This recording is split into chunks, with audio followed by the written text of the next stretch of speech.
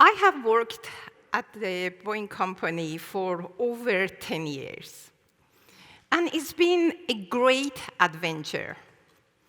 My first discovery actually started during the second week at the company. I went to our CEO's weekly meeting, excited, a little bit nervous, like how I am right now.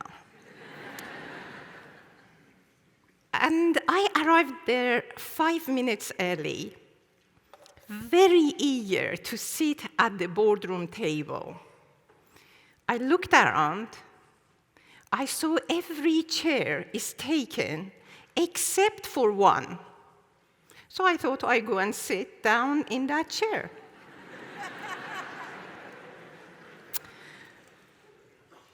Immediately, I heard a very, very soft, but a definite collective gasp.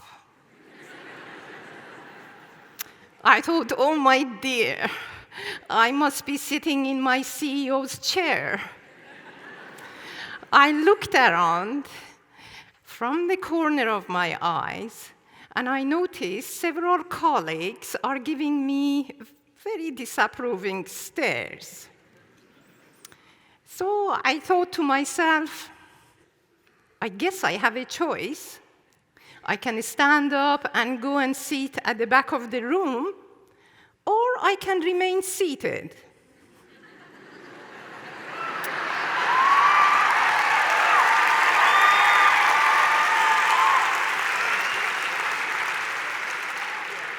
But what shall I do? So before I tell you what I did, let me give you a brief context about how I actually arrived at that moment of truth. Let me take you back to when I was born. When my father was told that his newborn baby is a girl, he reacted with disappointment. Oh, a girl. When I found out about this later on, I said, Father, why? Why were you so disappointed? And he said, because the way our society discriminates against women, I didn't want my own child to be subjected to that. As you can imagine, it was very confusing at the time for me, and it wasn't until later on that I understood, well, not everyone in our organization or in our societies actually understand or even appreciates the value of diversity. But here is my question, and I want you to think about it. Who is actually responsible for recognizing the value of diversity? Does this responsibility only lie with the society? Are we really at the mercy of government and companies' policy, practices, quotas? Or is there more to it? Based on my personal experiences, I think there is more to it. And that is what actually diversity means to individuals with diverse background. You see, my opinion about diversity is that I play an important role. It starts with me.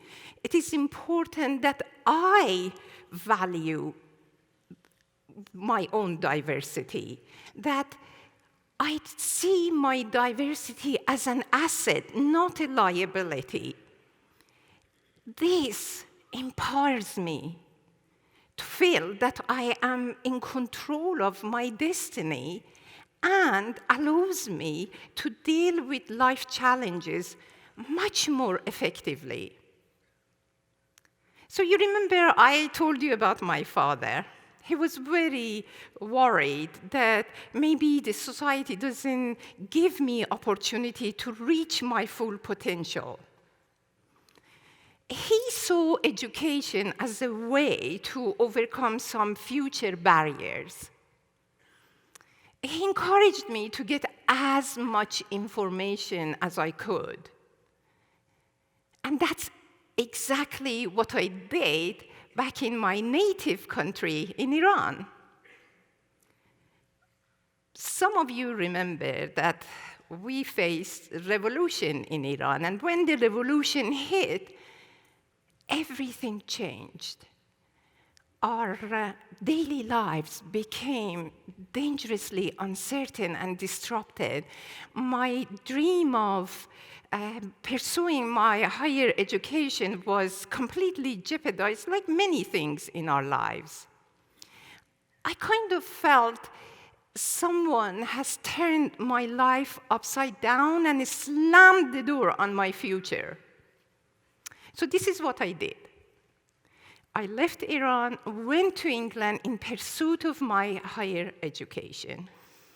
Entering a new environment, I was in my early 20s, and without sufficient funds to realize my dream. But despite this and many other challenges, I managed to win scholarship for doing both my master and PhD. I had a part-time job as a researcher at the university with some occasional opportunity to give lecture. And adding to this juggling and struggling, I was raising two very young children with no family support, but luckily I have a very supportive husband who at the same time was very much immersed in advancing his own career. Now you think, what happened to my children? I can assure you,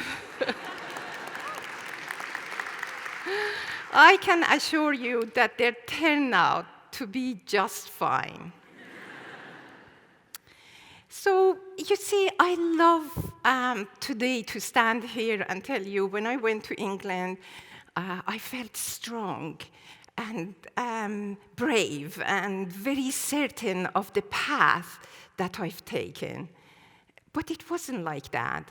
I was feeling afraid and uncomfortable, kind of lost a sense of identity, thinking what people think of me as a woman with foreign ethnicity, especially from Iran, when at the time the news was increasingly negative about the events.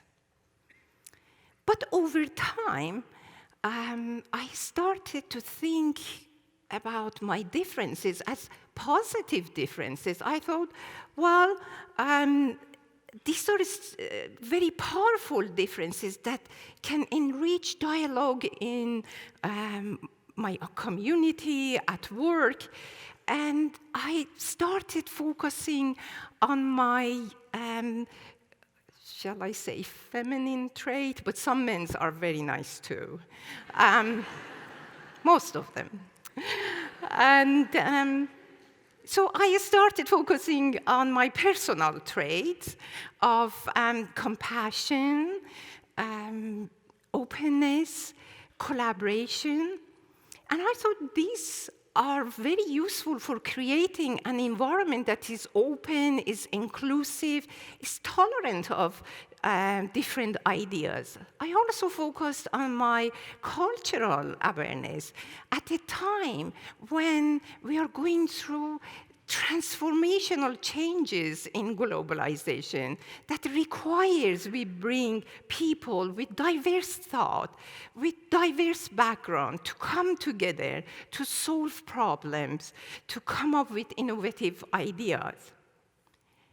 So over time, I developed this sense of strength, this inner strength that wasn't coming necessarily from the way I was dealing with my life challenges. it was coming from who I am. I started to see that if I blame every setback, every bias on my diversity, I can become easily the victim to people's biases, real and imagined, rather than being in charge of my destiny, rather than believing in myself. And I started to see that if I trust myself, if I believe in myself, it's very likely that others will respect and honor my differences.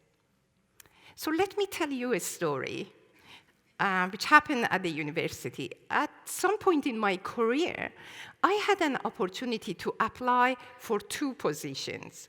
One as a full professor, and the other one as a head of department.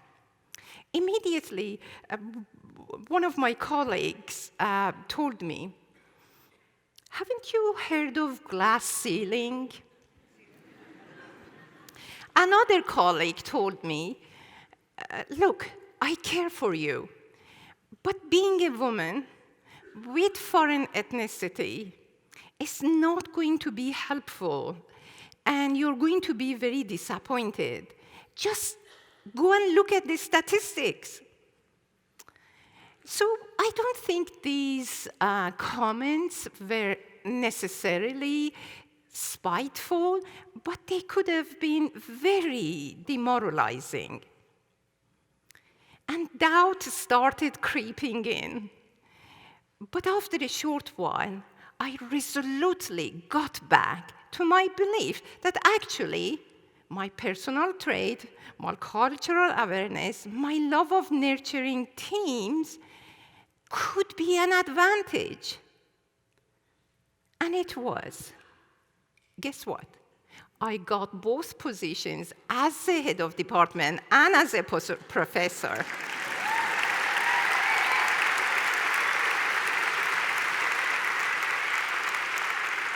It was a great feeling.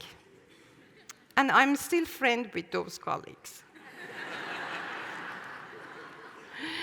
So I started developing deep expertise about aviation, and that's how I got to my current position at the Boeing company. Now, going back to my dilemma when I was sitting in my CEO's chair, what do you think I did? Yes. So I started thinking to myself, think of the path that has taken you so far, trying to be positive, trying to be humble, but never make decisions out of fear.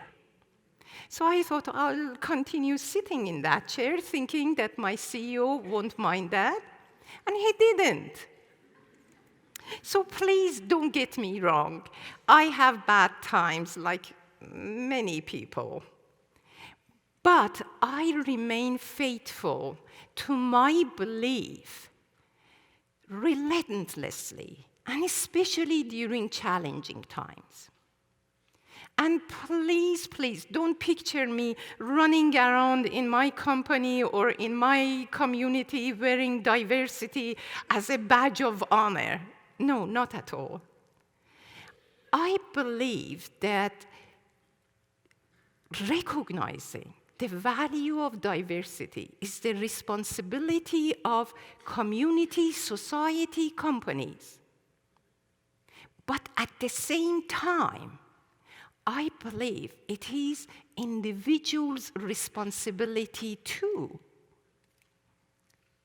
So, to benefit from the gift of diversity, I need to push past my fears and see my diversity as an asset and source of inspiration. I have one regret in life. And that is, I wish my father lived long enough to see her daughter give this talk. I think he would have been proud.